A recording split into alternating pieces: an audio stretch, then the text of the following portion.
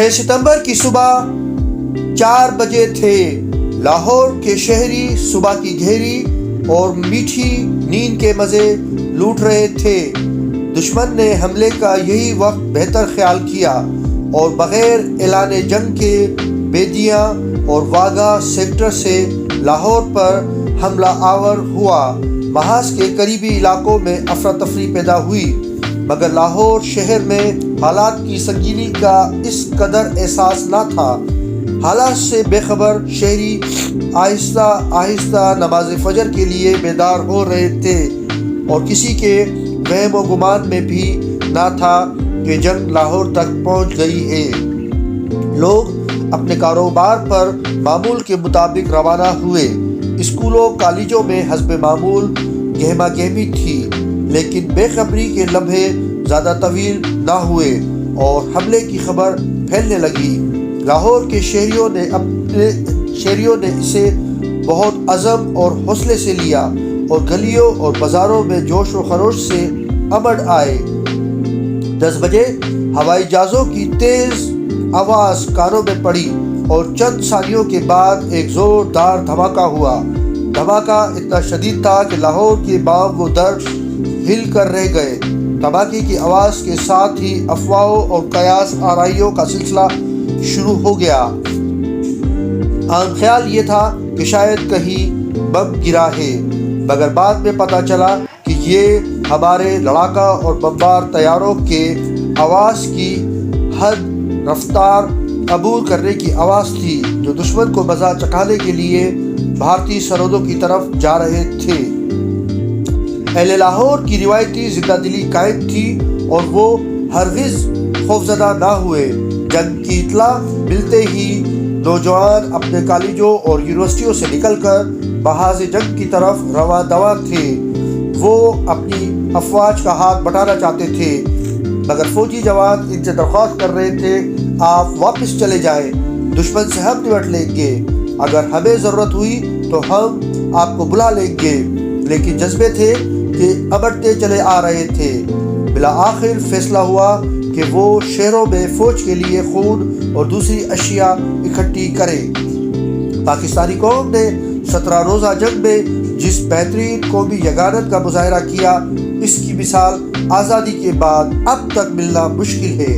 اس وقت سب سے اہم اور نمایاں بات فیلڈ مارشل صدر محمد ایوب خان کی نشری تقریر تھی، جس نے عوام میں اتحاد و یگانت کی نئی روح پھونک دی۔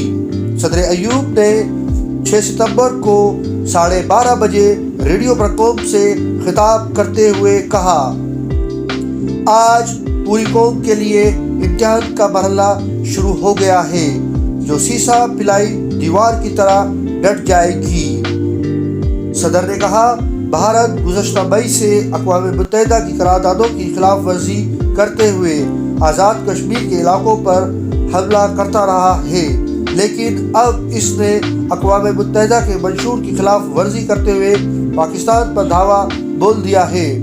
اور آج صبح وزیر آباد کے قریب بھارتی طیاروں نے بمباری کی اور لاہور پر حملہ کر دیا۔ بھارت 18 سال سے اس مقصد کے لیے تیاری کر رہا تھا۔ مجھے امید ہے کہ قوم اپنے نیک مقاصد اور بلند حوصلوں کے ساتھ لا الہ الا اللہ محمد رسول اللہ کا ورد کرتے ہوئے بھارت کے وحشیانہ اقدامات کے خلاف ڈٹ جائے گی اور لاہور کے شہری اپنی بہادری کی دیرینہ روایات قائم رکھیں گے۔ جنگ کے ابتدائی دنوں میں بھارتی بہت اونچی ہواؤں میں تھے، اس لیے یہ دعویٰ کر بیٹھے کہ لاہور ایئرپورٹ اور بعد میں لاہور ریڈیو اسٹیشن پر ان کا قبضہ ہو چکا ہے، مگر حقیقت اس کے برعکس تھی۔ اس زمانے میں ٹی وی اتنا عام نہیں ہوا تھا، اس لیے ہر جگہ ریڈیو کی آواز سنائی دیتی تھی۔ لوگ ریڈیو پاکستان بھی سنتے تھے۔ بھارتی ریڈیو پہلے تو بڑے بڑے دعوے کرتا رہا، مگر جب لاہور کے محاذ پر بھارتی فوج کو پے در پے شکستیں ہونے لگی تو اس محاذ کی خبریں ہی گول کرنے لگا۔ ادھر ریڈیو پاکستان اپنے اور بھارت کے عوام کو صحیح صورتحال سے آگاہ کر رہا تھا، جس سے بھوکلا کر بھارتی حکومت نے اپنے یہاں ریڈیو پاکستان سننے پر پابندی عائد کر دی۔ افواج پاکستان سے عوام کی عقیدت کا یہ حال تھا کہ محاذ پر جانے والے سپاہیوں کو ہار پہنا کر رخصت کیا جاتا۔